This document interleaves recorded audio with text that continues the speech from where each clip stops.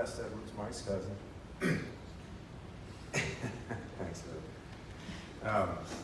I was just sitting there and I'm thinking to myself, I'm really happy that that particular picture is up there. For those of you that I know, all of us know Mike a lot of times, different segments in our life. Sorry, I know I'm kind of loud anyway. I thought I'd get away with it. I see that, and for me, that look is, I know you don't really think I'm going to believe this, right? Or are we going to sit here talking about this or paddle out? What are we doing? And I need a little of that today so I can get through this. I'm going to read right from this, please, so I can forgive me if I'm not looking up a lot. Mike Edwards.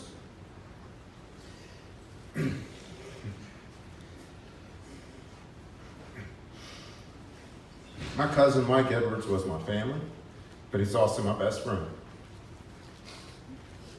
He was also a husband, a father. My two boys call him Uncle. He's a nephew, a brother, a surfer, a swimmer, a nurse, a lifeguard, a Seminole fan, and a good friend to many. I want to share a bit about Mike's life that I know or have learned recently, and I hope to learn more from some of you who are here today. I'm not going to stand here and tell you how perfect Mike was, because he was as human as we all are. Not perfect, but definitely a very good man.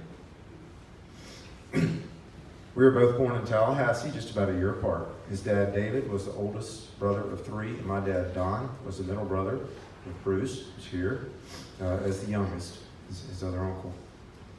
Both of our families ended up going in different directions, many families do, and Mike eventually moved to North Carolina with his mom, Betsy, and her husband, Mel. That's when he first became a big brother to Jordan, his sister, and then Edward.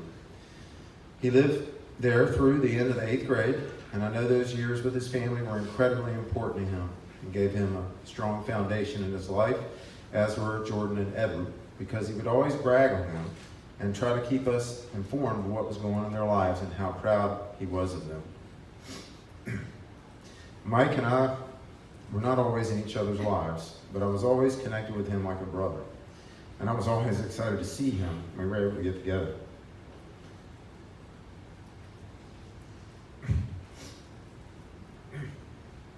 He eventually moved back to Florida to live with his dad in Daytona. He became a big brother to Brian then. He started at Mainland High School, where he became friends with a lot of folks here today, to include Mike Lewis, Louie, and Paul, both of whom he met on the first day of high school and has remained close with ever since. He was on the swim team and played the trumpet in the band.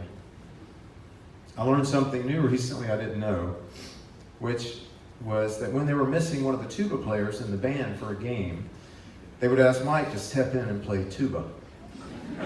It's hard for me to even picture that. Thank you, Paul.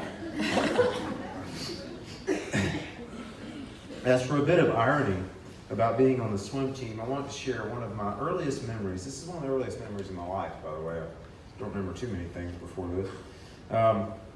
Which was a swimming lesson I distinctly remember at a pool in Tallahassee. It may have been the Elks Club. I can't remember where we were, but I remember it was cold, it was foggy. I was probably 5, Mike was probably 4. It was really early in the morning.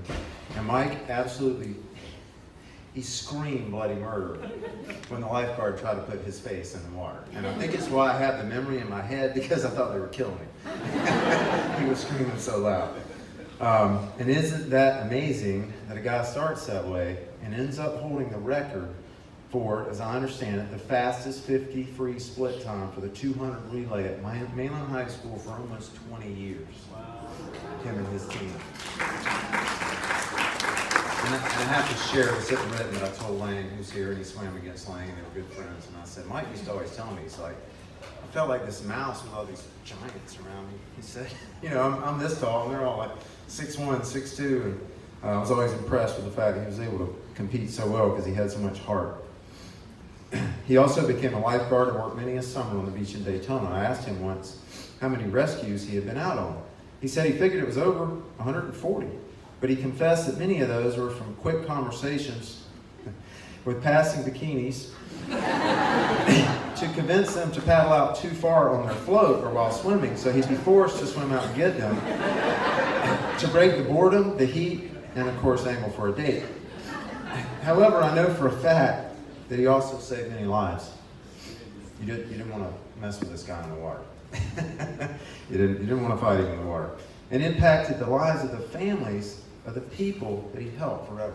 Who knows how many people's families are out there today because of something that he and the other lifeguards that worked with him, but that what he did. So he wasn't perfect. It was mighty good. Mike's dad passed away when Mike was 20 years old. And it was difficult for him. Excuse me. It was difficult for him then, as I know it is for his two sons, David and Matt, now. I can still remember that phone call. The pain and the loneliness in his voice. But I was a long way away. Thank goodness his friends were here to take care of him. He could only be there on the phone and listen. He could have moved back to North Carolina with his family, but by then he had made the Daytona area his home. And more importantly, Louis had passed on a bug, his love for surfing, which has been a core part of his DNA ever since. It was not an easy choice that he took, and he had some mighty struggles, but typical to the Mike that I knew, he just bucked it up and kept going. Not too long after that, I moved to Daytona, and we became roommates February of 1986, which I think fulfilled something we had both wanted since we were kids. We moved back to Tallahassee for college and lived together from 1986 to 1990. And along with Mike Lewis, we shared literally everything. My truck, we pooled our money for our food, rent, everything. Yeah. We all worked at the same job, framing houses together for years, every day while we went to college. We had our fights, we had our fun. It's a time I'll always cherish. It's one of the best in my life.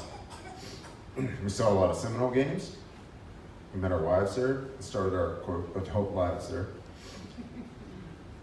He often thanked me for some of the things I helped him with and told me in some ways he thought it had saved his life. Well, I'll never forget the day he actually saved mine.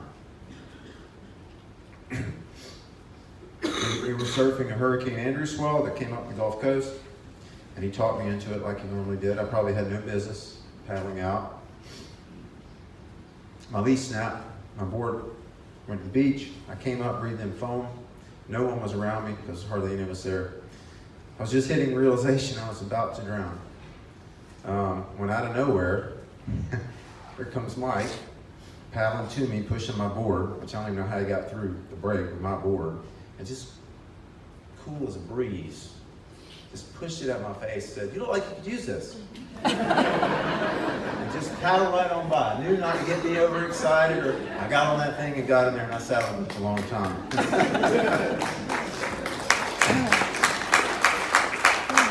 So not perfect, but better than many. It was mighty good that day.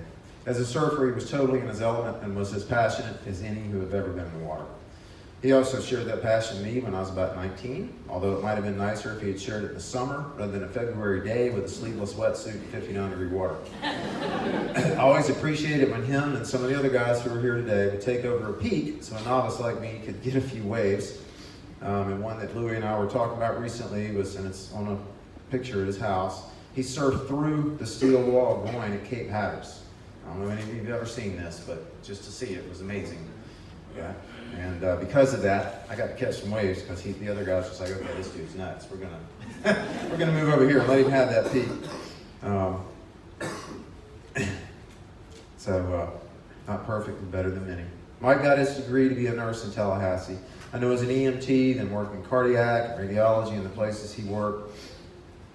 Over time, when we're talking, he had had some rough patches at the hospital where he felt like maybe it just wasn't worth it. He wanted to give it up. But when you were as good and as passionate as he was about helping people who needed that kind of help, it's hard to leave. So he was always there where he was meant to be. And I want his sons to know that again, I don't know how many lives he helped save, how many families were impacted by his dedication. Nor do I know how many nurses he helped train who'll do the same.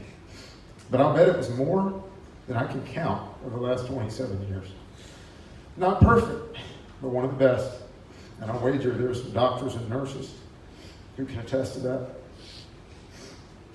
I learned a lot from Mike. I learned to reach outside my comfort zone, to enjoy more out of life, because he taught me into going to Costa Rica, El Salvador, Nicaragua, places I probably would never have gone on my own. He got me to paddle out on days when I thought I couldn't. His famous line to me was always, "What could have hurt? It's just water."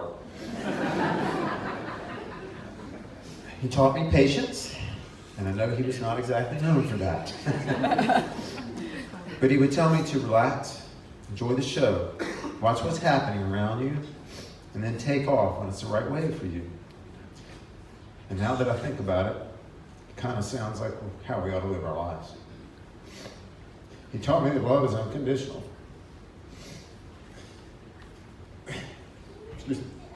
Because I truly loved him, even when he tried my patience beyond its limits. He taught me that while people we care about can sometimes be a bit rough around the edges, we can learn to accept that, focus on the positive, and love the good things they bring to this world. Not perfect, but he was a really good man. I don't know what our purpose on this earth is, but he and I both discussed it and came to believe it is to help others as much as we can. I hope that his sons know they have some big shoes to fill, because I think Mike helped more people in more ways than any of us will ever know. Just like I don't think he really knew. I'm envious of that, because I know I've certainly not touched that many people's lives, and I need to step up my game to try to help as many people as Mike did. I also want to let everyone know here that got to share parts of his life with him that I missed out on. I'm incredibly envious of you. Because the other thing I learned was that we'll get together soon, and maybe next time is not always an option.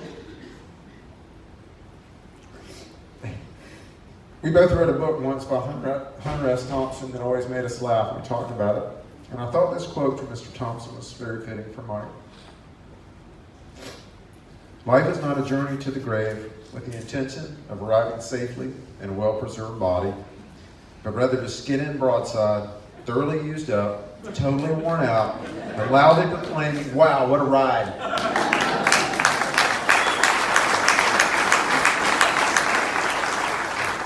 So fittingly, his last text to me when I told him I was bummed he was back in the hospital was typical Mike. He replied, "It's part of the ride. I got this. I love you, brother. I'll miss you. And I thank the Lord for every day we got to spend together." Thank you.